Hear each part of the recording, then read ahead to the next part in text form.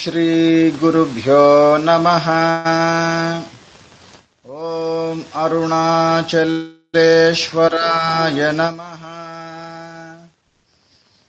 అఖండమండలాకారం వ్యాప్తం యేన చరాచరం తత్పదం దర్శితం యేన తస్మై శ్రీ గురవే నమః. ఓం శ్రీ గురుభ్యో నమః. అందరికీ నా మాటలు బాగానే వినిపిస్తున్నాయండి? చెప్పండి. వినిపిస్తున్నాయి గురుగారు. చూడండి, నిన్న క్లాస్లో నేను మీకు ఏ మంత్రము 5వ మంత్రం గురించి 4 మరియు 5వ మంత్రం వీటి గురించి బాగా వివరించి చెప్పాను. కాబట్టి ఆ మంత్రాలను ఇంకా మర్చిపోవద్దు.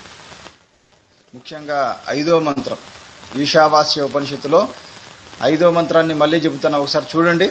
క్లుప్తంగా చెబుతాను, చెప్పి తర్వాత 6, 7 మంత్రాలు వాటి గురించి ఈరోజు చెప్తాను. మొదట 5వ మంత్రాన్ని చూడండి. తదేజతి తన్నైజతి తద్దూరే తద్వంతికే తదంతరస్య సర్వస్య తదు సర్వస్యాస్య బాహ్యతః. అంటే అర్థం ఏమిటి? తదేజతి అంటే అది కదులుతుంది. తన్నైజతి నా ఏజతి అంటే కదలదు. చూడండి, ఒకే దాని గురించి చెప్తున్నారు ఇక్కడ.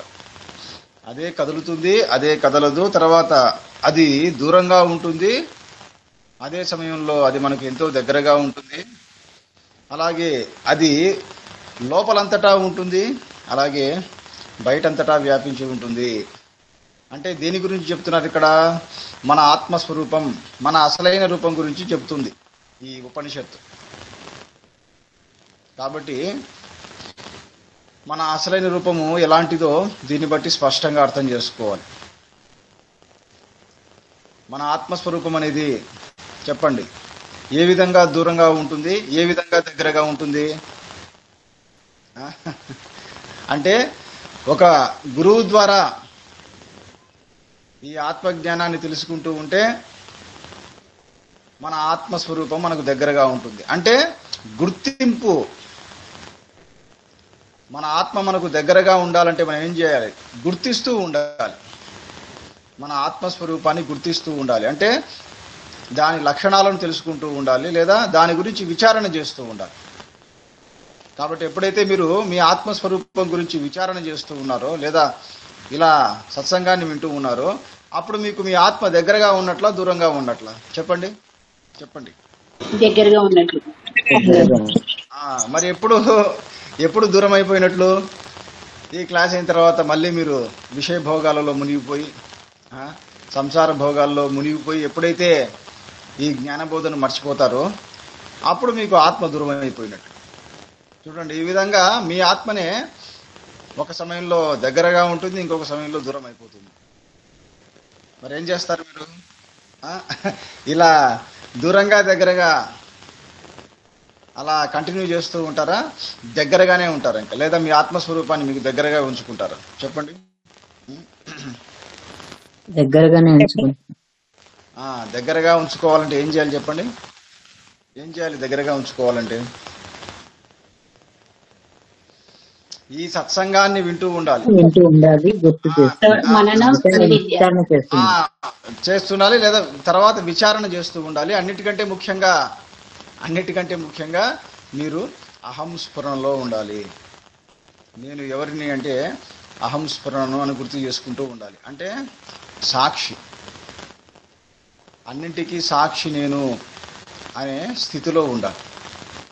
అది మీరు మీ ఆత్మకు దగ్గరగా ఉండడం అంటే అర్థం ఏమిటి? మీరు సాక్షి స్థితిలో ఉండడం అంటే మీరు ఏ పనులు చేస్తున్నా కూడా ఆ పనులను గమనిస్తూ ఉండడం. గమనిస్తూ నేను ఏమీ చేయడం లేదు, నాలో ఉండే గుణాలే ఆయా పనులు చేస్తూ ఉన్నాయి, నేను కేవలం సాక్షిని అనే స్థితిలో ఉన్నారనుకోండి. అప్పుడు ఏమవుతుంది తెలుసా? అప్పుడు మీకు త్రిగుణ సామ్యావస్థ అనేది సిద్ధిస్తుంది. అంటే 3 గుణాలు సమానమైన స్థితికి చేరతాయి. అప్పుడు అది శుద్ధ సత్వానికి దారి తీస్తుంది. వింటున్నారా? కాబట్టి మీరు ఈ సాక్షి భావ సాధన చేస్తూ ఉండండి. ప్రతిరోజు కూడా మీకు ఎప్పుడు వీలైతే అప్పుడు మీరు పనులు చేస్తూ ఉండాలి. చేస్తూ చేస్తూ చేస్తూ కొద్దిసేపు అయినా నేను సాక్షిని, నేను చేసే పనులకు సాక్షిని, ఇతరులు చేసే పనులకు నేను సాక్షిని అనే భావనలో ఉంటూ ఉండండి. ఇది మీరు ఎంత బాగా సాధన చేస్తూ ఉంటారో అంతగా మీలో ఉండే గుణాలు మీ వశంలోకి వచ్చేస్తాయి. లేదా మీరు శుద్ధ సత్వంలోకి అడుగు పెడతారు. శుద్ధ సత్వం అంటే ఇంకా మీలో సత్వగుణమే డామినెంట్గా ఉంటుంది. అది అటువంటి అద్భుతమైన స్థితిలో ఉంటారు మీరు. వింటున్నారా? ఇప్పుడు ఎలాంటి స్థితిలో ఉన్నారు అంటే మలిన సత్వంలో ఉన్నారు. అంటే మీకు సత్వగుణం అనేది కొద్దిసేపే పైకి వస్తుంది, తర్వాత రజోగుణ తమో గుణాలు డామినేట్ చేస్తున్నాయి. అలాంటి స్థితిలో ఉన్నారు. దీన్ని ఏమన్నారంటే మలిన సత్వం అన్నారు. కానీ మీరు ఈ సాక్షిభావ సాధన చేస్తూ ఉండగా మీరు శుద్ధ సత్వంలో అడుగు పెడతారు. అంటే అప్పుడు మీలో సత్వగుణమే డామినెంట్గా ఉంటుంది, రజోగుణ తమో గుణాలు చాలా తక్కువగా ఉంటాయి. అది ఆ శుద్ధ సత్వంలో మీరు స్థిరంగా ఉండగలగాలి. అలా ఎప్పుడైతే ఉండగలుగుతారో అప్పుడే మీకు ఆత్మ సిద్ధిస్తుంది. అంటే మీకు ఆత్మానుభవం కలుగుతుంది, పరిపూర్ణమైన ఆత్మానుభవం కలుగుతుంది. ఇది పాయింట్. కాబట్టి మీకు పరిపూర్ణమైన ఆత్మానుభవం కలగాలంటే ఏ సాధన చేస్తూ ఉండాలి? ఎక్కువగా మీరు ఏ భావనలో ఉండాలి చెప్పండి? ఏ భావనలో ఉండాలి? మర్చిపోవద్దు. అంటే నేను సాక్షిని అనుకుంటూ ఉండండి. ముందు ఉండండి. వెంటనే మీరేమంటారు తెలుసా? గురువు గారు నా కళ్ళ ముందు అన్యాయం జరుగుతుంటే అంటారు. చూచారా? మీరు వెంటనే ఎక్స్ట్రీమ్కి వెళ్ళకండి. అంటున్నారా? ఎక్స్ట్రీమ్ అనే దాన్ని ఏమంటారు తెలుగులో చెప్పండి? అతి. ఎక్స్ట్రీమ్స్ అంటే అతి. మీరు అతి స్థాయి, ఎక్స్ట్రీమ్ అంటే అతి స్థాయి. కాబట్టి మీరు సాధనను మొదటి స్థాయి నుంచి లేదా కింది స్థాయి నుండి మొదలు పెట్టాలి. మీరు ఒకేసారి పై స్థాయిని లేదా అతి స్థాయి గురించి చెబితే నేను ఎట్లా ఎక్స్ప్లెయిన్ చేయాలి? కాబట్టి ముందు మీరు ఈ కింది స్థాయి నుండి బాగా ఈ సాధన చేయడం మొదలు పెట్టండి. అంటే ఏది? నేను సాక్షిని. మీరు పనులు చేస్తుంటారు కదా, ఇంటి పనులు, బయట పనులు, అలా చేస్తున్నప్పుడు మీరు ఆ సాక్షి స్థితిలో స్థిరంగా ఉండండి. స్థిరంగా ఉంటూ అది బాగా సాధన చేయండి. ఎప్పుడైతే ఆ సాధనలో మీరు పండిపోతారో అప్పుడు మీకు ఎక్స్ట్రీమ్ సిచ్యువేషన్ వచ్చినా కూడా you can handle that situation. అది మొదట మీరు ఈ స్టార్టింగ్ లెవెల్స్ని బాగా సాధన చేస్తే అప్పుడు మీరు ఆ ఎక్స్ట్రీమ్ లెవెల్లో కూడా అద్భుతంగా మీ సాధన సాగుతుంది. అంటే మీకు అర్థమయ్యేలా చెప్పాలంటే మొదట మీకు అనుకూలమైన వాతావరణంలో ఈ సాధన బాగా చేస్తూ ఉంటే తర్వాత ప్రతికూలమైన వాతావరణంలో కూడా ఇదే సాధన అద్భుతంగా జరుగుతుంది. ఈ పాయింట్ రాసుకోండి. ఈ పాయింట్ అందరూ తప్పకుండా రాసుకోండి. ఏ పాయింట్? నేను మొదట ప్రతికూల వాతావరణంలో సాక్షి స్థితిలో ఉండాలి. నేను మొదట ప్రతికూల వాతావరణంలో సాక్షి స్థితిలో ఉండాలి. ఏం చెప్పాను? అనుకూలనా ప్రతికూలనా చెప్పింది ఇప్పుడు ఇందాక? చెప్పండి ఫస్ట్. అరే దయచేసి క్షమించండి. మొదట అనుకూల. ఫస్ట్ వచ్చేసి అనుకూలం. అనుకూలము అంటే తెలుసు కదా. అనుకూలం అనే దాన్ని ఇంగ్లీష్లో ఏమంటారు? కన్వీనియంట్. అనుకూలం అంటే కన్వీనియంట్, ప్రతికూలం అంటే ఇన్కన్వీనియంట్. ఇప్పుడు చెప్పండి, మీకు కన్వీనియంట్ వాతావరణం ఏమిటి, ఇన్కన్వీనియంట్ వాతావరణం ఏమిటి? ముందు మీకు ఇన్కన్వీనియంట్ వాతావరణం అంటే ఎలా ఉంటుందో చెప్పండి. మీకు ఇబ్బంది కలిగించే వాతావరణం. పర్వాలేదు చెప్పండి, ఒకరిద్దరు చెప్పండి. మీకు ఏం చేస్తే ఇబ్బంది కలుగుతుంటుంది? చిన్న చిన్న విషయాలైనా పర్వాలేదు చెప్పండి.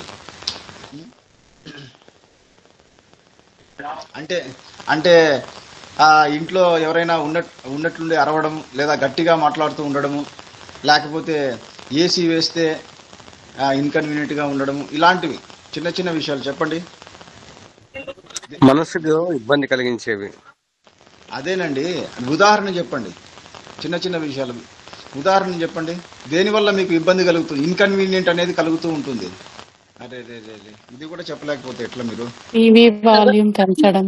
ఎవరన్నా చేయకూడని పనులు చేస్తే ఎవరన్నా గురుగారు. ఇప్పుడు ఇందాక చెప్పారు, సైలెంట్ గా టీవీ వాల్యూమ్ పెంచడం వల్ల. అది నెక్స్ట్ ఇంకొకటి చెప్పండి. ఇంకొకరు. ఎవరన్నా ఏదన్నా చెప్పిన మాట్లాడేటప్పుడు మనం డిస్టర్బ్ చేసి అది అంటే మీరు మాట్లాడేటప్పుడు ఎవరన్నా మిమ్మల్ని మీది ఆపేసి మధ్యలో ఎవరైనా సడన్ గా వచ్చేస్తే వాళ్ళ మాటలు మాట్లాడుతుంటే. అవును గురుగారు. ఓకే, మీతో ఎవరైనా మాట్లాడుతూ మీ ఎదురుగానే తుమ్మితే, మీ మొహం మీదే తుమ్మితే అప్పుడు మీకు ఇన్కన్వీనియంట్ ఉంటుందా, ఉండదా? చెప్పండి. ఉంటుందా? ఉంటది గురుగారు. ఇలాంటివన్నీ చూసారా, ఇలాంటివన్నీ చాలా ఉంటాయి. అంటే మొదట మీరు ఇదంతా కూడా ప్రతికూలమైన వాతావరణం కాబట్టి మీరు మొదటనే మీ సాధనను ప్రతికూలమైన వాతావరణంతో మొదలు పెట్టొద్దు. అలా పెడితే అసలు జరగదు. కాబట్టి ఫస్ట్ అనుకూలమైన వాతావరణంలో, మీకంతా బాగా అనుకూలంగా ఉండే వాతావరణంలో ఈ సాక్షి భావన చేస్తూ ఉండండి. మీకు అనుకూలమైన వాతావరణంలో పనులు చేసుకుంటూ ఆ పనులను సాక్షిగా గమనిస్తూ ఉండండి. అలా సాధన చేస్తూ ఉండగా కొంతకాలానికి ఏమవుతుంది, దేనివల్ల మీరు ఇబ్బంది పడుతున్నారో దానిని కూడా మీరు సాక్షిగా గమనించే స్థాయికి ఎదుగుతారు. ఇందాక చెప్పారు కదా, టీవీ వాల్యూమ్ ఎవరైనా పెంచారనుకోండి, అప్పుడు కూడా మీరు ఆ సాక్షి స్థితిలోనే ఉండి మీరు సున్నితంగా నచ్చజెబుతారు.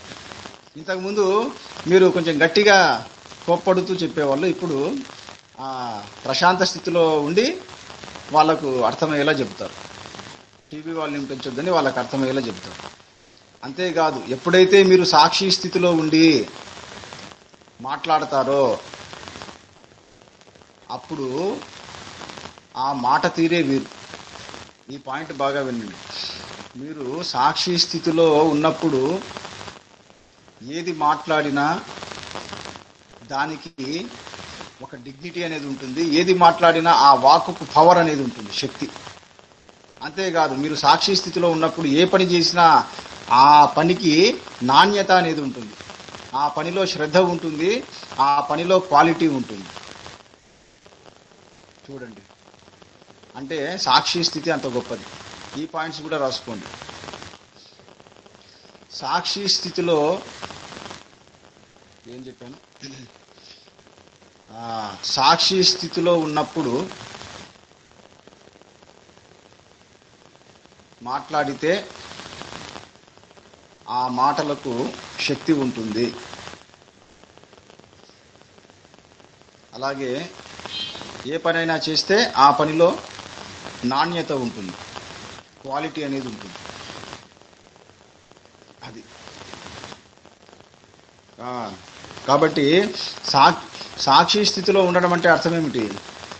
మీరు మీ ఆత్మకు దగ్గర అవ్వడం, మీరు మీ అంతరాత్మకు దగ్గర అవుతూ ఉండడం. మీరు సాక్షి స్థితిలో ఉంటున్నారు అంటే మీరు మీ అంతరాత్మకు దగ్గర అవుతున్నారు అని దాని అర్థం. మీరు మీ సాక్షి స్థితిలో ఉండలేకపోతున్నారు, మీ సాక్షి స్థితిలో మీరు మీ సాక్షి స్థితికి దూరం అవుతున్నారంటే మీ ఆత్మకు మీరు దూరం అవుతున్నారు, లేదా మీ అంతరాత్మకు మీరు దూరం అవుతున్నారు. గుర్తుపెట్టుకోండి. సరే, ఓకే, అంతా బాగానే ఉంది. అయితే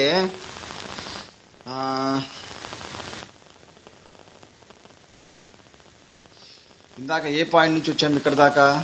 ఒక పాయింట్ చెప్పాను, తదే జతి తన్నైజతి. మన ఆత్మస్వరూపం అనేది ఏ విధంగా మనకు దూరంగా ఉంటుంది, ఏ విధంగా మనకు దగ్గరగా ఉంటుంది అనే పాయింట్ చెబుతూ ఇంత దూరం వచ్చాం. ఇప్పుడు అర్థమైంది కదా? మీకు మీ ఆత్మ ఎప్పుడు దూరం అవుతుంది చెప్పండి? దీన్ని బట్టే చెప్పండి అయ్యా, సాక్షి స్థితిలో లేకపోతే. సాక్షి స్థితిలో లేకపోతే చూడండి, ఇంకా అద్భుతం. ఎప్పుడైతే మీరు మీ సాక్షి స్థితిలో ఉండకుండా జారి పడతారో అంటే దీని అర్థం ఏమిటి? ఈ పాయింట్ వినండి, అద్భుతం. మీరు మీ సాక్షి స్థితి నుండి జారిపోతున్నారు అంటే వెంటనే ఏది పైకి వస్తుంది తెలుసా? కర్తృత్వాభిమానం. అది ఎప్పుడైతే మీలో అహంకారం పైకి వస్తుందో, నేనే చేసేవాడిని అనే అహంకారం ఎప్పుడైతే పైకి వస్తుందో ఆ క్షణమే మీరు సాక్షి స్థితి నుండి జారిపడతారు. అంటే ఆ క్షణమే మీరు మీ ఆత్మకు దూరం అవుతారు. ఎప్పుడైతే మీలో అహంకారం పైకి వస్తుందో, ఏది నేనే చేస్తున్నా అనే అహంకారం ఎప్పుడైతే పైకి వస్తుందో, ఇక్కడ నేనే చేస్తున్నా అంటే అన్నీ వస్తాయి. నేనే చూస్తున్నా, నేనే వింటున్నా, నేనే వెళుతున్నా, ఇవన్నీ కూడా దాంట్లో వస్తాయి. దేంట్లో? నేనే చేస్తున్నా అనే ఒక్క పాయింట్లో ఇవన్నీ వస్తాయి. కాబట్టి ఎప్పుడైతే మీలో ఈ అహంకారం పైకి వస్తుందో, ఏ అహంకారం? నేనే చేస్తున్నా అనే అహంకారం పైకి వస్తుందో అప్పుడు మీరు మీ సాక్షి స్థితిలో ఉండలేరు. ఇదంతా మీకు తెలియకుండా జరుగుతుంటుంది. ఎందుకంటే నేను అనుభవంతో చెబుతున్నాను. మీరు సాధన చేస్తూ ఉంటే మీకు తెలుస్తుంది. వింటున్నారా? అంటే మీలో ఉండే అహంకారము ఎంత పని చేస్తుందంటే మీకు తెలియకుండానే మిమ్మల్ని ఆ సాక్షి స్థితి నుండి కింద పడేస్తుంది. కింద పడేసి ఎప్పుడో తెలిసేలా చేస్తుంది.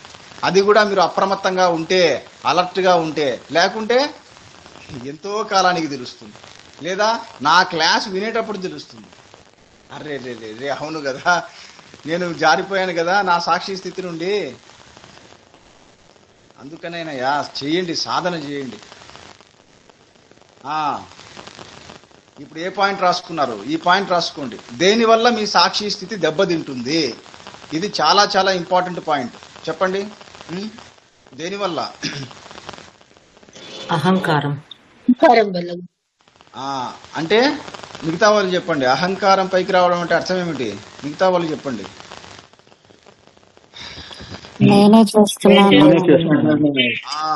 అది నేనే చేస్తున్నా అనే అహంకారం ఎప్పుడైతే పైకి వస్తుందో అయిపోయింది. ఆ క్షణంలో మీరు ఉండలేరు. దేహాభిమానం ఎక్కువైనప్పుడు నేనే చేస్తున్నాను అహంకారం బయట వస్తుంది గురుగారు. అదొక్కట్లేనండి. అహంకారం ముందు అహంకారం పైకి వచ్చినప్పుడు దేహాభిమానం ఆటోమేటిక్గా వస్తుంది. దేహాభిమానం వల్ల అహంకారం పైకి రాదన్నమాట. మీట్లో పెట్టేసుకోండి. కాబట్టి చూడండి, అంటే దాని అర్థం ఏమిటి? ఎప్పుడైతే మీలో అహంకారం పైకి వస్తుందో అప్పుడు మీరు చేసే పనుల్ని మీరు గమనించలేరు. అంతేకాదు ఇతరులు చేసే పనులను కూడా గమనించలేరు. అంటే ఇతరులు మాట్లాడే మాటలను సరిగ్గా గమనించలేరు. అందువల్లే ప్రాబ్లమ్స్ వస్తున్నాయి. చూడండి, చాలా ప్రాబ్లమ్స్ ఎందుకు వస్తాయంటే, మీ ఉదాహరణకి మీ ఫ్రెండ్ ఒకతను ఉన్నాడండి. ఆయన మీకేదో చెబుతున్నాడు. వింటున్నారా? ఒక ఇంపార్టెంట్ విషయం చెబుతున్నాడు. దాన్ని మీరు సరిగ్గా వినరు. ఒకవేళ విన్నా తప్పుగా అర్థం చేసుకుంటారు. అందువల్ల ఏమవుతుంది? అతడి మీద ఫైర్ అవుతారు మీరు. దానివల్ల రిలేషన్ బ్రేక్ అవుతుంది. అంటే అతడు చెప్పే విషయాన్ని మీరు సరిగ్గా గ్రహించలేకపోయారు. ఎందువల్ల గ్రహించలేకపోయారంటే మీలో అహంకారం అనేది పైకి వచ్చి ఉంటుంది. అంటే మీలో ఒక ఇమేజ్ అనేది పైకి వచ్చి ఉంటుంది. అప్పుడేమవుతుంది? అప్పుడు అతడు చెప్పే విషయాన్ని పూర్తిగా వినరు. మరి అతడు చెప్పే విషయాన్ని మీరు పర్ఫెక్ట్గా పూర్తిగా వినాలంటే ఏ స్థితిలో ఉండాలి మీరు? అహంకార స్థితిలోనా, సాక్షి స్థితిలోనా? చెప్పండి. సాక్షి స్థితిలో. అది అంటే అతడు మ్యూట్లో పెట్టేసుకోండి.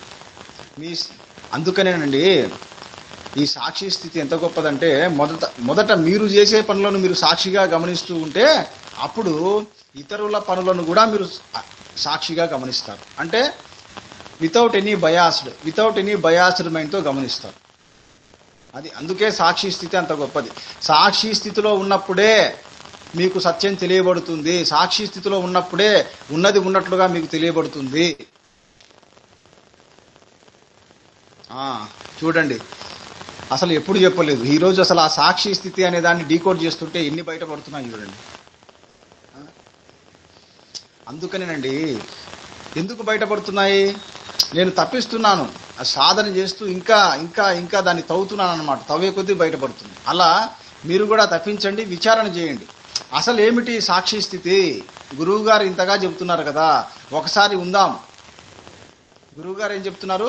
నేను చేసే పనులనే నన్ను సాక్షిగా గమనిస్తూ ఉండమంటున్నారు కదా. కనీసం ఒక 5 నిమిషాలు గమనిద్దాం. 5 నిమిషాలు కూడా కాదు, కనీసం 1 మినిట్, 1 నిమిషం పాటు నేనేం చేస్తున్నానో ఒకసారి గమనిద్దాం. నేను చేసే పనినే సాక్షిగా గమనిద్దాం. అట్లీస్ట్ 1 మినిట్ అని మీలో మీరు అనుకోవాలి, తపన పడాలి. అప్పుడే మీరు సాధన చేస్తారు. అలా సాధన చేస్తున్నప్పుడు మీకు ఇంకా దాని యొక్క డెప్త్, ఆ సాక్షి స్థితి యొక్క డెప్త్ తెలుస్తుంది. అసలు మీరు సాధనే చేయకుంటే ఇంకా ఏం తెలుస్తుంది చెప్పండి? ఇది అన్నిటికంటే అమూల్యమైన సాధన అండి. నేను ఎప్పటి నుంచో చెప్తున్నాను. మీరు ఎన్ని విద్యలైనా నేర్చుకోండి, ఎన్ని ప్రాక్టికల్స్ అయినా నేర్చుకోండి. ఇక్కడ ప్రాక్టికల్స్ అంటే జపము, ధ్యానము, యజ్ఞము చేయడము, యోగాసనాలు వేయడము, ప్రాణాయామము, ఇటువంటి టెక్నిక్స్ ఎన్నైనా నేర్చుకోండి. వాటన్నిటికంటే అల్టిమేట్ టెక్నిక్ ఇది. కాబట్టి మీకు నేను ఒక అల్టిమేట్ టెక్నిక్ని అందిస్తున్నాను, అల్టిమేట్ కీలకాన్ని. అల్టిమేట్ అనే దాన్ని ఏమంటారు తెలుగులో?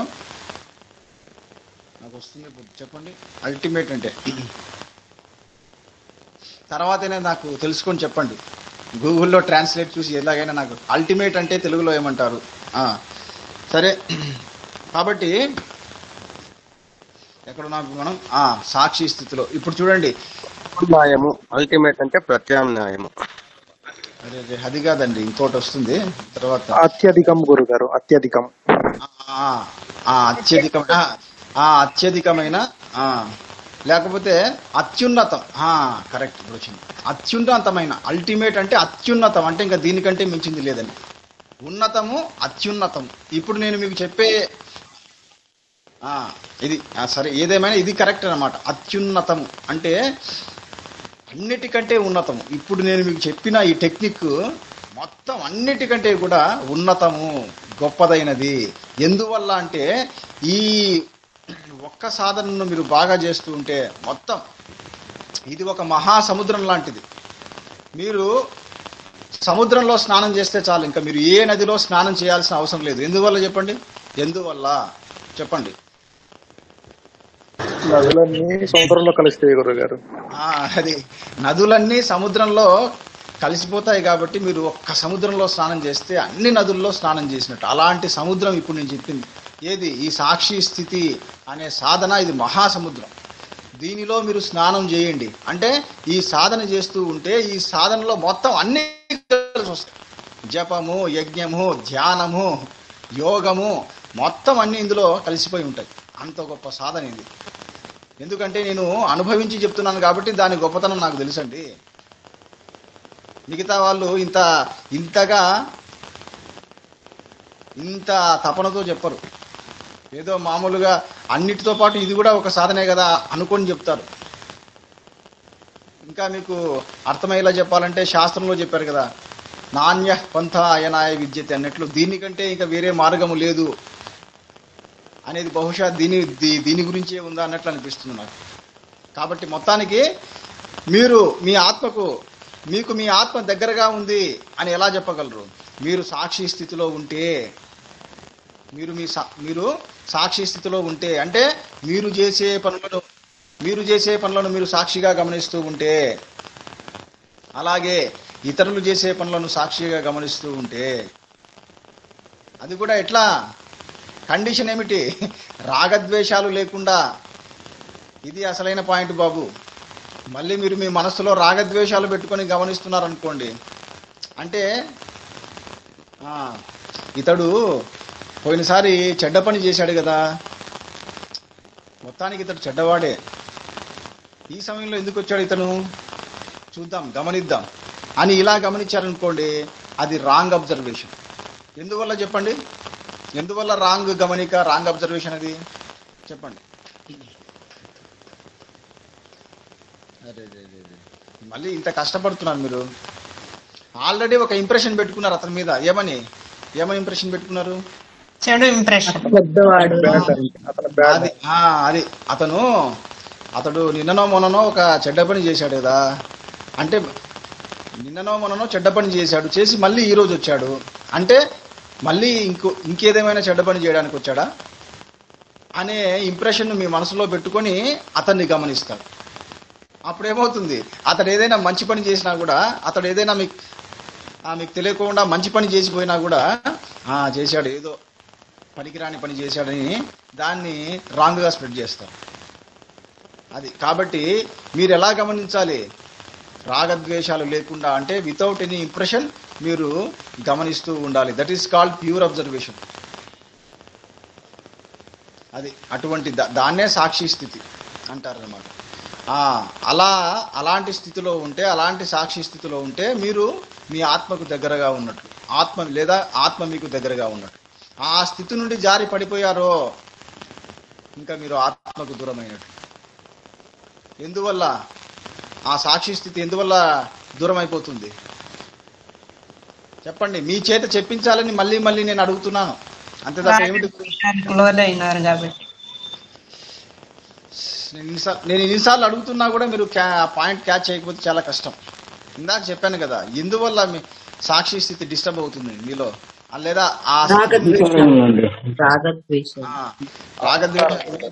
అహంకారం, రాగద్వేషాలు లేదా అహంకారం, ఏదైనా చెప్పండి. మెయిన్ అహంకారం, మీలో అహంకారం పైకి వచ్చింది, నేనే చేసేవాడిని అనే అహంకారం పైకి వస్తే అయిపోయింది. ఇంకా ఇది గుర్తుపెట్టుకోండి. చాలా వివరంగా చెప్పాను ఈ సాక్షి స్థితి గురించి. తర్వాత ఇప్పుడు తర్వాతి మంత్రాన్ని చెప్తాను చూడండి ఒకసారి. 6వ మంత్రం చూడండి ఒకసారి. మొదట నేను చెప్తాను, తర్వాత పలికిస్తాను. యస్తు సర్వాణి భూతాని ఆత్మన్యేవానుపశ్యతి సర్వభూతేషు చాత్మానం తతో న విజుగుప్సతే. చూడండి, ఇప్పుడు నేను చెప్తాను, పలకండి. యస్తు సర్వాణి భూతాని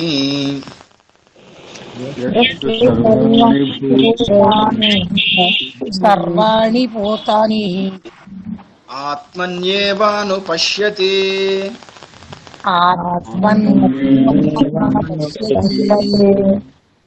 సర్వభూతేషు చాత్మానం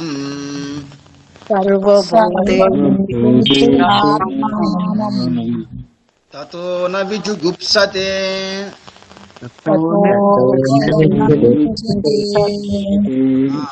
అందరూ మ్యూట్లో పెట్టేసుకోవాలి.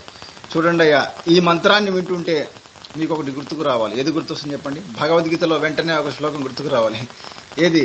సర్వభూతస్థమాత్మానం సర్వభూతాని చాత్మని ఈక్షతే యోగయుక్తాత్మా సర్వత్ర సమదర్శనః. చూడండి, సేమ్ అదే భావన ఇక్కడ కూడా రిఫ్లెక్ట్ అవుతూ ఉంది. అంటే ఇది ఆత్మజ్ఞాని యొక్క అనుభవం అంట, లేదా ఆత్మస్వరూపాన్ని అనుభవానికి తెచ్చుకున్న వాడి అనుభవం. అంటే దాని అర్థం ఏమిటి? సదా సర్వదా సాక్షి స్థితిలో ఉంటూ రమించే వాడి యొక్క అనుభవం ఇది. అందుకనే ఇందాక ఆ సాక్షి స్థితి గురించి అంత డెప్త్గా చెప్పాల్సి వచ్చింది. ఇక్కడ ఏం చెప్తున్నాడు చూడండి.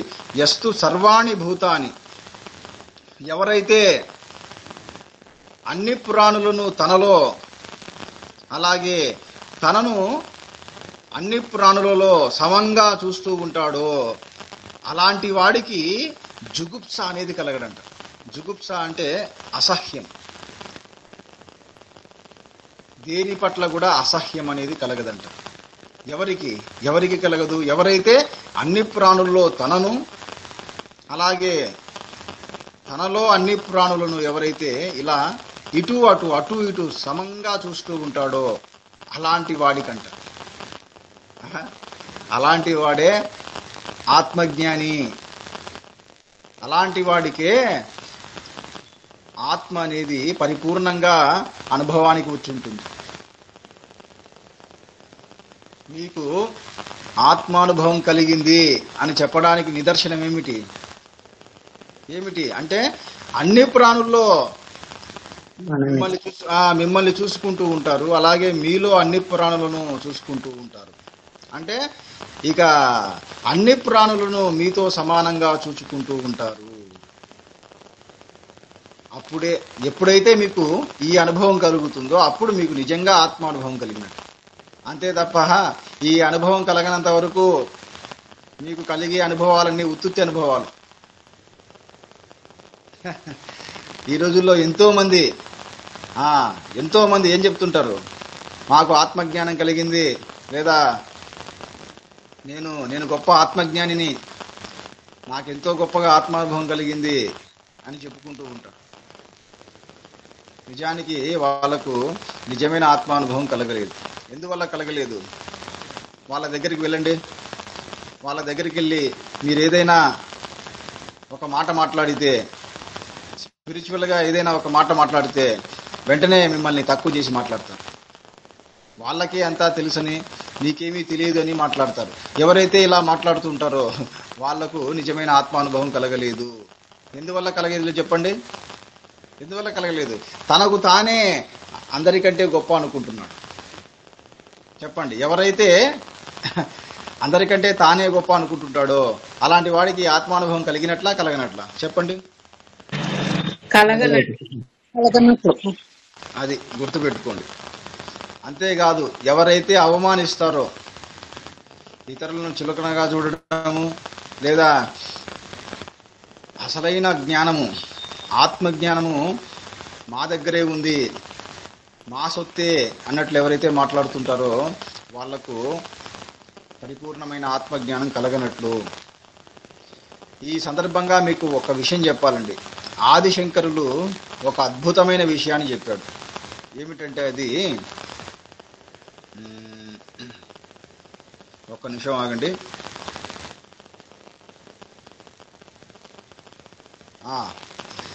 సర్వప్రాణినాం జ్ఞానం, బాగా వినండి, సర్వప్రాణినాం జ్ఞానం ఆత్మానుభవ సమర్థం.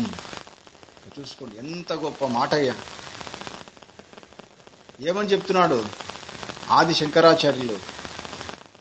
నాయనా, నిజానికి ప్రతి ప్రాణికి కూడా ఆత్మను అనుభవించే అర్హత ఉంది. చూడండి, ఒక్క మనిషికే కాదు, ఆశ్చర్యపోతారు అందరూ. ఇంతకాలం అందరు ఏమనుకుంటున్నారంటే అన్ని ప్రాణుల కంటే మానవ జన్మ ఎంతో గొప్పది, మనిషికే ఆత్మను అనుభవించే అర్హత ఉంది, లేదా మనిషికే ఆత్మజ్ఞానాన్ని పొందే అర్హత ఉంది అని అనుకుంటూ ఉన్నారు. కానీ నిజం ఏమిటో తెలుసా? ఆత్మను అనుభవించే అర్హత ప్రతి ప్రాణికి ఉందండి. బా, చిన్న చీమ మొదలుకొని బ్రహ్మ పర్యంతం ప్రతి ప్రాణికి ఉంది. ఈ ఒక్క మాట చాలయ్యా ఆయన ఎంతటి మహానుభావుడో చెప్పడానికి. మళ్ళీ వినండి, ఏ జ్ఞానం ఇక్కడ చెప్తున్నాడు? ఆత్మజ్ఞానము. మళ్ళీ పొరపాటు పడకండి. మళ్ళీ మీరు శాస్త్రజ్ఞానం అనుకోండి, శాస్త్రజ్ఞానము లేకపోతే కళాజ్ఞానము, ఇవైతే మనిషికే, వాటిని అనుభవించడానికి మనిషికే అర్హత ఉంది. చీమలకు, దోమలకు, జంతువులకు అర్హత లేదు. కానీ ఆత్మను అనుభవించే జ్ఞానం ప్రతి ప్రాణికి ఉన్నది అర్హత. అయితే మరి ఎందుకు అవి ఆత్మను అనుభవించలేకపోతున్నాయంటే, సలులితమివ విలులం కాదు, అది విలులితమివ సలిలం అంటారు అన్నమాట. అంటే దాని అర్థం ఏమిటంటే, అది ఇంప్యూర్ అయిపోయింది. మీలో ప్రస్తుతం ఏ జ్ఞానం అయితే ఉందో అది కలుషితం అయిపోయింది, లేదా మీ మనస్సు ఈ ప్రాపంచిక జ్ఞానముతో కలుషితం అయిపోయింది. కాబట్టి మీకు ఆత్మానుభవం కలగడం లేదు. కాబట్టి మీరేం చేస్తారు? మీ మనస్సును శుద్ధి చేసుకుంటే, ఎప్పుడైతే మీ మనస్సు స్వచ్ఛంగా ఉంటుందో, సమంగా ఉంటుందో, అప్పుడు తప్పకుండా ఆత్మ మీకు అనుభవానికి వస్తుంది అని చెప్తున్నాడు. చూడండి ఎంత అద్భుతంగా చెప్పాడు. అంటే ఈ విషయాన్ని తెలుసుకున్నప్పుడు ఏమవుతుంది? ఇంకా మనలో అహంకారం పటాపంచలవుతుంది. ఏది మాకే తెలుసు ఆత్మజ్ఞానం, లేదా మాకు ఒక్కరికే ఆత్మజ్ఞానాన్ని తెలుసుకునే అర్హత ఉంది అనే అహంకారము ఎగిరిపోతుంది. అది ఇప్పుడు చెప్పండి, ఆత్మను అనుభవించే అర్హత ఒక్క మనిషికే ఉందా, అన్ని ప్రాణులకు ఉందా? చెప్పండి. అన్ని ప్రాణులు ఆ, అన్ని ప్రాణులకు ఉంది. ఎందువల్ల? ఎందువల్ల చెప్పండి. ఎందుకంటే అది మూల స్వరూపం అండి. అన్ని ప్రాణులకు అదే మూల స్వరూపం. మీకు ఇంకా అర్థమయ్యేలా చెప్పమంటారా? మూల స్వరూపం అంటే ఏమిటి? తల్లి వంటిది. ఇప్పుడు చెప్పండి, ఏ ప్రాణికైనా తన తల్లి తెలియకుండా పోతుందా? చెప్పండి అయ్యా, తెలియకుండా పోతుందా? ఆ? తెలుస్తుంది. అంటే ఇప్పుడు ఇప్పుడు చూడండి, అంటే ఆత్మ అనేది మనందరి తల్లి వంటిది. అందుకనే జగజ్జనని అనొచ్చు. ఆత్మస్వరూపాన్ని ఏమనొచ్చు? జగజ్జనని. మొత్తం జగత్తుకంతా జనని, లేదా జీవ జగదీశ్వర జనని. ఇది ఇంకా అద్భుతమైన పేరు. జగజ్జనని కాదు, జీవ జగదీశ్వర జనని. జగజ్జనని అంటే ఒక జగత్తుకే అమ్మ అని అర్థం వస్తుంది. జీవ జగదీశ్వర జనని అంటే చెప్పండి, చెప్పాలి ఇంకా.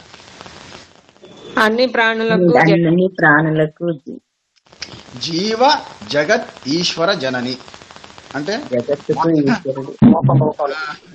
మొత్తం జీవుడికి, జగత్తుకు, ఈశ్వరుడుకు, మొత్తం సకలానికి తల్లి వంటిది. ఏది? మన ఆత్మస్వరూపం. కాబట్టి అది ఫలానా ప్రాణికి తెలియకపోవడం అనేది ఉండదు. అంటే అనుభవానికి రాకపోవడం అనేది ఉండదు, తప్పకుండా వస్తుంది. అయితే ఆ దేని ద్వారా అది అనుభవానికి వస్తుందో ఆ సాధనాన్ని ఆయా ప్రాణులు ఏం చేసుకుంటున్నాయంటే కలుషితం చేసుకుంటున్నాయి. ఏ సాధనం ద్వారా ఆత్మ మనకు అనుభవానికి వస్తుంది?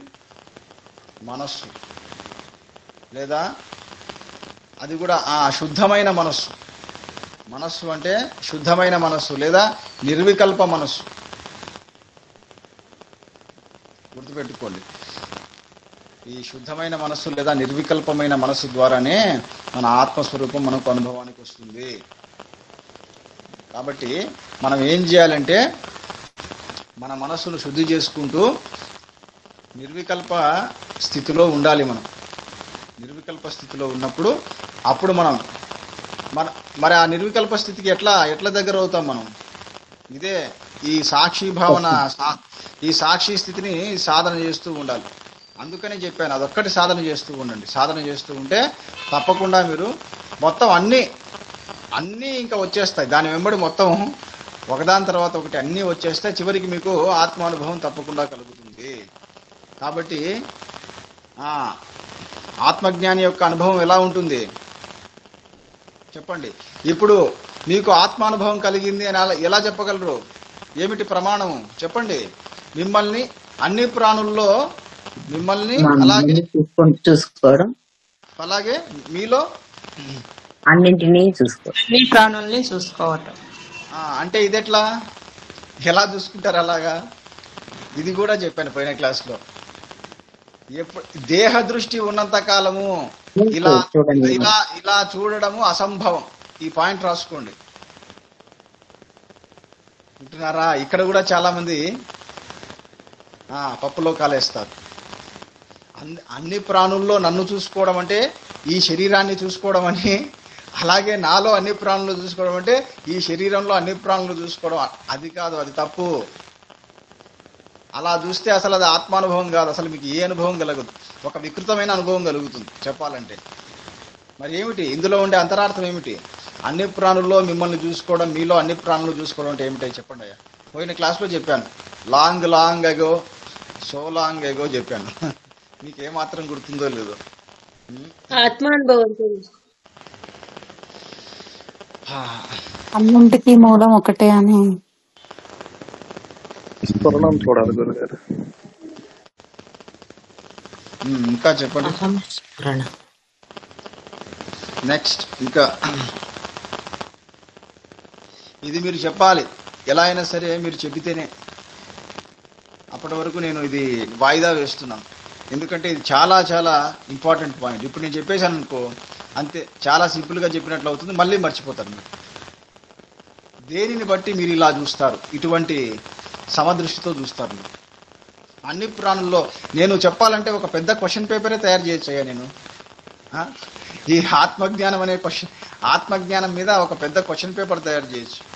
చూడండి ఎగ్జాంపుల్, సాక్షి స్థితి అంటే ఏమిటి, లేదా సాక్షి స్థితి ఎందువల్ల చెదిరిపోతుంది, లేదా ఆత్మ మీకు ఎలా దగ్గర అవుతుంది, ఎలా దూరం అవుతుంది, ఆత్మ మీకు దూరం అవడం అంటే ఏమిటి, తర్వాత ఏమిటి, ఇలా చెప్పుకుంటూ పోతే చాలా ఉంటాయి. అసలు ఒక పెద్ద క్వశ్చన్ పేపర్ రాయొచ్చు, లేదా దాని మీద నేను ఒక బుక్కే రాయొచ్చు, పుస్తకం. చూడండి అసలు ఎంత మనమంతా సింపుల్గా అనుకుంటుంటాం. ఇవన్నీ కూడా ఇప్పటిదాకా ఎంతో మంది ఈ ఉపనిషత్తులు చెప్పుంటారు, కానీ ఇంత డెప్త్గా చెప్పిన వాళ్ళు చాలా తక్కువ మంది ఉంటారు. అసలే లేరని చెప్పను. అలా చెప్పడం నా అవివేకము ప్లస్ నా అహంకారం అవుతుంది. తప్పకుండా నాలాగా డెప్త్గా చెప్పిన వాళ్ళు, ఇంకా నాకంటే ఇంకా డీప్గా చెప్పిన వాళ్ళు ఉంటారు. అయితే చాలా చాలా తక్కువ, చాలా కొద్ది మందే ఉంటారు. చూడండి, దీని మీద బాగా స్టడీ చేస్తూ ఉంటే ఎన్ని ప్రశ్నలు వస్తున్నాయి చూడండి. ఒక పెద్ద క్వశ్చన్ పేపర్ లేదా ఒక పుస్తకమే రాయొచ్చు.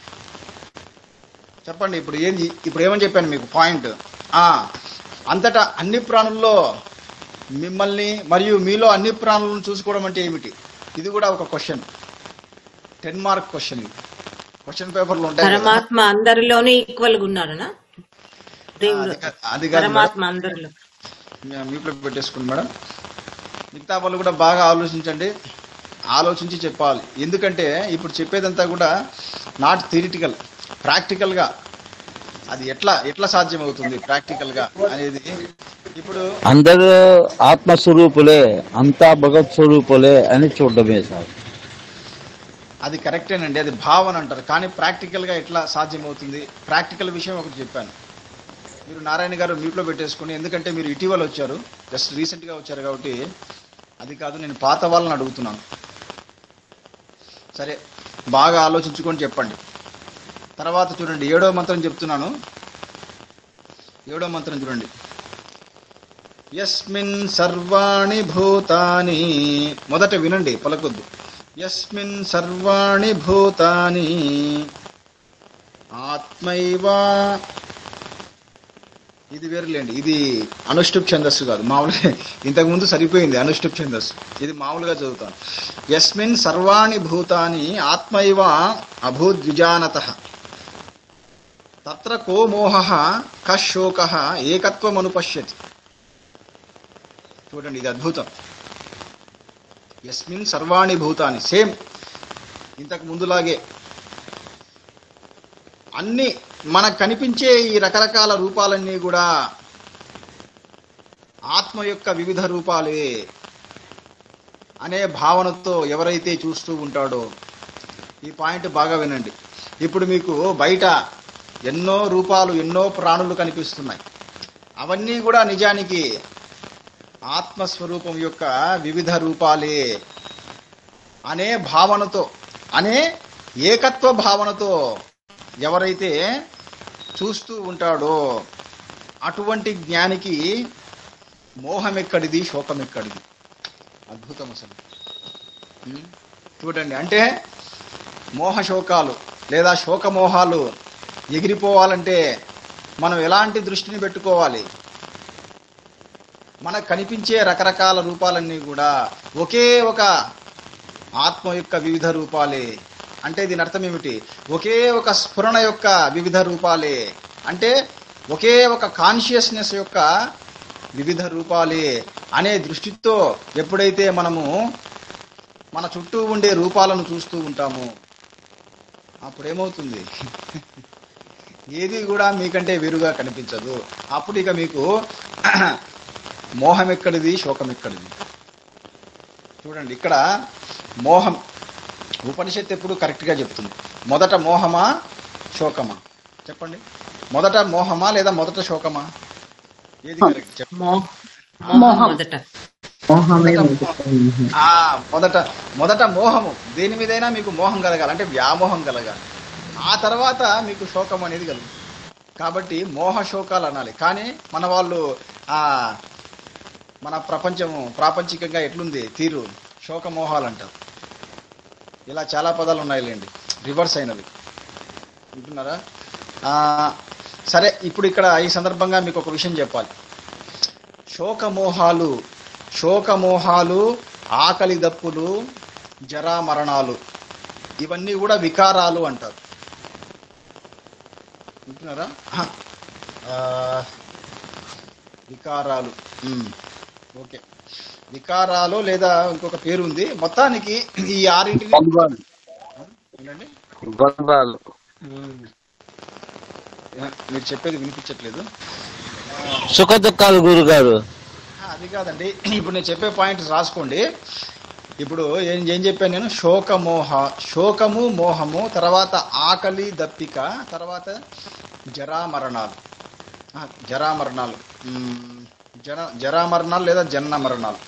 ఇది చూడండి, ఈ పాయింట్ బాగా వినాలి. జనన మరణాలు అనేవి దేనికుంటాయంటే స్థూల శరీరానికి. జనన మరణాలేమో స్థూల శరీరానికి ఉంటాయి. ఆకలి దప్పులేమో సూక్ష్మ శరీరానికి ఉంటాయి. ఈ శోకమోహాలు కారణ శరీరానికి ఉంటాయి. ఇది పాయింట్. ఇది చాలా డీప్ పాయింట్, డెప్త్ పాయింట్ అయ్యా. రాసుకోవాలి. స్థూల శరీరానికి ఏముంటాయి బాబు చెప్పండి? స్థూల శరీరానికి ఏముంటాయి? జనన మరణాలు. రాసుకోండి. తర్వాత సూక్ష్మ శరీరానికి ఏముంటాయి? ఆకలి దప్పులు. ఆకలి దప్పులు. ఇక్కడ సూక్ష్మ శరీరం అంటే ఏమొస్తుంది? మనస్సు వస్తుంది. కాబట్టి ఆ మనస్సుకే ఆకలి దప్పులు ఉంటాయి. తర్వాత శోకమోహాలు. ఈ శోకమోహాలు అనేవి ఆ కారణ శరీరానికి ఉంటాయి. అది మరి ఆ కారణ శరీరంలో అది ఏముంటుంది అనేది చాలా డీప్ విషయం. అది అసలు కారణ శరీరం అంటే అది శరీరం కాని శరీరం, అసలు రూపమే లేనటువంటి శరీరం అది. వింటున్నారా? ఇంకొక విధంగా చెప్పాలంటే దాని రూపం ఏమిటయా అంటే అజ్ఞానమే దాని రూపం. ఇప్పుడు మీకు దాన్ని కళ్ళకు కట్టినట్టు చెప్పమంటారా? గురువు గారు మీరు ఎంత చెప్తున్నా మాకు అర్థం కావట్లేదే అంటారా? సరే, ఇప్పుడు మీకు అర్థం ఏంటో చెప్తాను. కారణ శరీరం యొక్క శరీరం ఎలా ఉంటుందో తెలుసుకోవాలనుకుంటున్నారా లేదా? చెప్పండి, తెలుసుకోవాలని ఉందా లేదా? ఉంది గురుగారు. సరే, మ్యూట్లో పెట్టేసుకోండి. సరే, తెలుసుకోండి. నేను చెప్తాను, ఏమాత్రం తెలుసుకుంటారో తెలుసుకోండి. మీరు బాగా నిద్రపోతున్నప్పుడు, గాఢ నిద్రలో ఉంటున్నప్పుడు, అప్పుడు ఎలాంటి స్థితి ఉంటుంది మీకు? చెప్పండి. మీరు బాగా గాఢ నిద్రలో ఉన్నప్పుడు అప్పుడుండే స్థితి ఎట్లుంటుంది మీకు? చెప్పండి. ఏమీ తెలియదు గురుగారు, శరీరం ఉందని కూడా తెలియదు. అది కారణ శరీరం యొక్క శరీరం అదే కారణ శరీరం యొక్క శరీరం. ఇంకా చూసుకోండి. అందుకనే అంటే దీన్ని బట్టి ఏం తెలిసింది? కారణ శరీరాన్ని మీరు చూడాలనుకుంటే మీ మనస్సు చివరికి మీ మనస్సే లయమైపోతుంది. అందుకే దానికి మరొక పేరేమిటి అంటే మూల ప్రకృతి. అమ్మా, కారణ శరీరం అంటే ఆషామాష అనుకుంటున్నారా? అది మూల ప్రకృతి నాయన. అంటే అన్మానిఫెస్టెడ్ నేచర్ అది. బా, అర్థం కాలే మీ పాయింట్. ఇప్పుడు మీరందరూ ఎవరనుకుంటున్నారు? మేనిఫెస్టెడ్ నేచర్, రూపాంతరం చెందిన ప్రకృతి యొక్క రూపాలే మీరు. అలాంటి మీరు రూపాంతరం చెందకుండా ఉండే ప్రకృతిని చూడాలనుకుంటున్నారా? అబ్బా, ఇంత ఆశ! అర్థమవుతున్నాయా నా మాటలు? అర్థం అవ్వట్లేదా? అర్థం కాలేదు మీకు? ఎంతమందికి అర్థమైంది పాయింట్? చేతులు ఎత్తండి. అర్థం కాకపోవడానికి ఏమీ లేదు. మళ్ళీ చెప్పమంటారా ఈ పాయింట్? ఈ పాయింట్ రాసుకోండి అయ్యా. ఎవ్వరూ చెప్పరు ఇలాంటి పాయింట్స్. మూల ప్రకృతి అంటే ఏం చెప్పాను నేను? అన్మానిఫెస్టెడ్ నేచర్ అంటే రూపాంతరం చెందని ప్రకృతి. మేనిఫెస్టెడ్ నేచర్ అంటే రూపాంతరం చెందిన ప్రకృతి. ఇప్పుడు మీ శరీరాలను చూసుకోండి ఒకసారి. అందరూ కూడా చూసుకోండి. ఇప్పుడే అందరూ మీ శరీరాలను చూసుకోండి ఒకసారి. తల దగ్గర నుంచి కాళ్ళ వరకు చూసుకుంటున్నారా లేదా? చెప్పండి.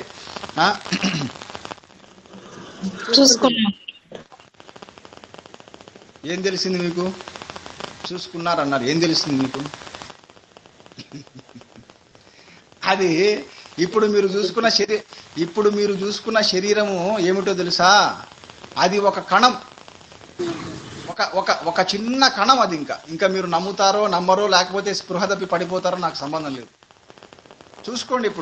ఇప్పుడు మీ కాళ్ళు, చేతులు, ముక్కులు, తల ఉండే మీ శరీరం ఉందే, అది నిజానికి ఏది ఒక చిన్న కణం అయ్యా. అది ఆ కణము రూపాంతరం చెంది మీకు శరీరంగా, ఆ శరీరంలో ఆ శరీరాన్ని కలిగిన మీరు నాన్నగా, అమ్మగా,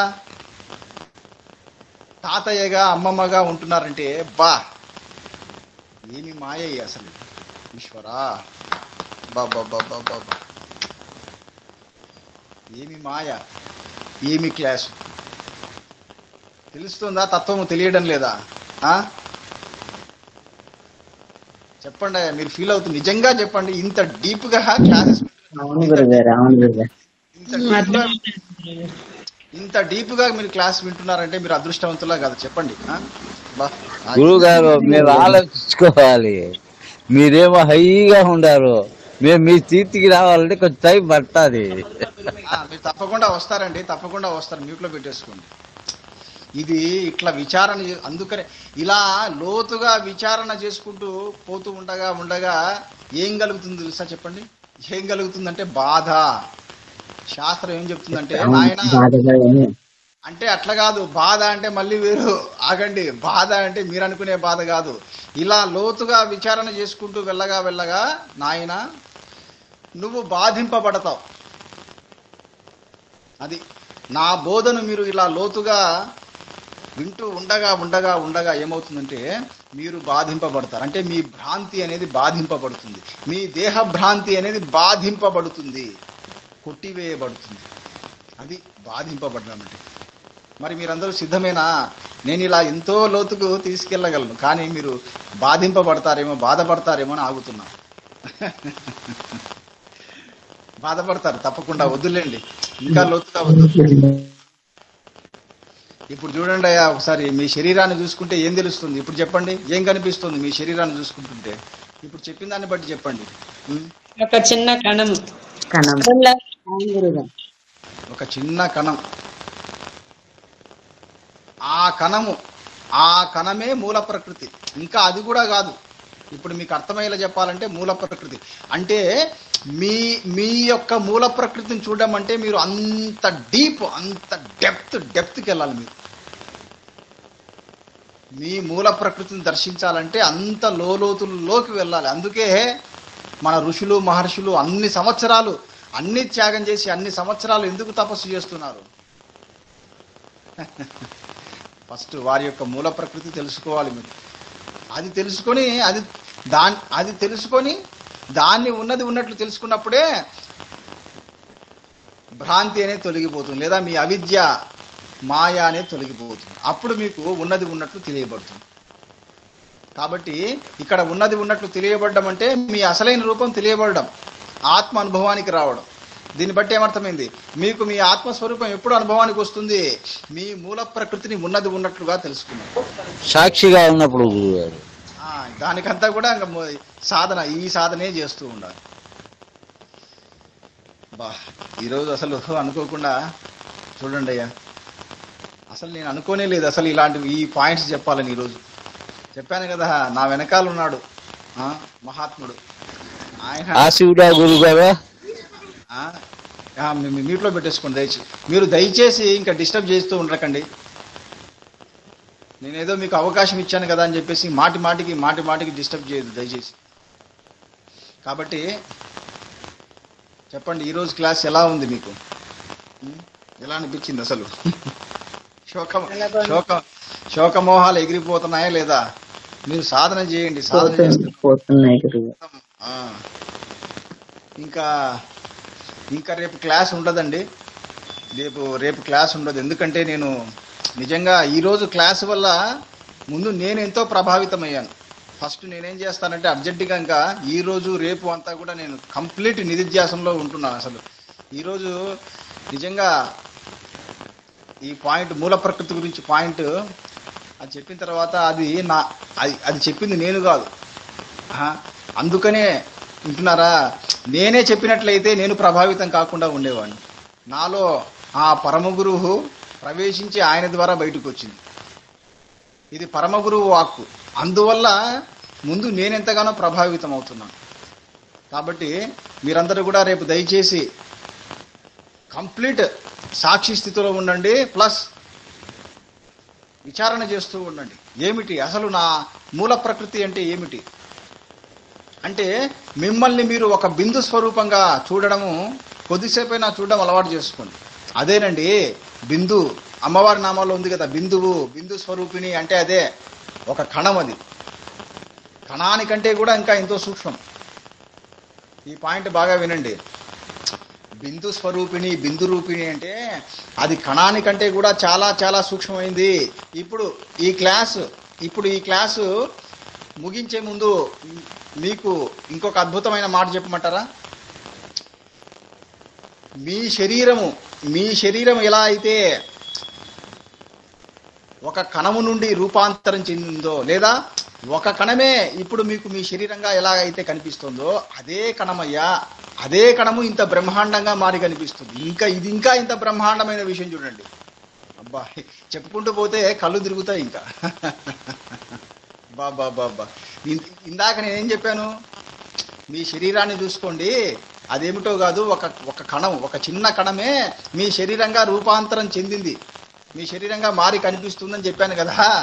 ఇప్పుడు మీ శరీరం కాదు, బ్రహ్మాండము, మొత్తం బ్రహ్మాండము. బ్రహ్మాండం అంటే ఇంకా ఏమనుకుంటున్నారో, భూగ్రహము, భూమి లాంటి గ్రహాలు మొత్తము, సూర్యుడు, నక్షత్రాలు, ఇటువంటి కోకొల్లలు, కోటాను కోట్లు, ఇవన్నీ కలిగి ఉండే ఆ బ్రహ్మాండం ఉందే, మొత్తం ఇదంతా కూడా దేని యొక్క పరివర్తనం, దేని యొక్క రూపాంతరం చెప్పండి? దేని యొక్క రూపాంతరం? ఇదంతా కూడా ఒక చిన్న కణం. వా ఈశ్వర, ఇంతకంటే ఏముందండి నాయ. ఓం అరుణాచలేశ్వరాయ నమః. ఓం శాంతి శాంతి శాంతి. ఓం శ్రీకృష్ణ పరబ్రహ్మణే. రామ్ దత్తాత్రేయ. ఓం అరుణాచలేశ్వరాయ. రామ్ దత్తాత్రేయ.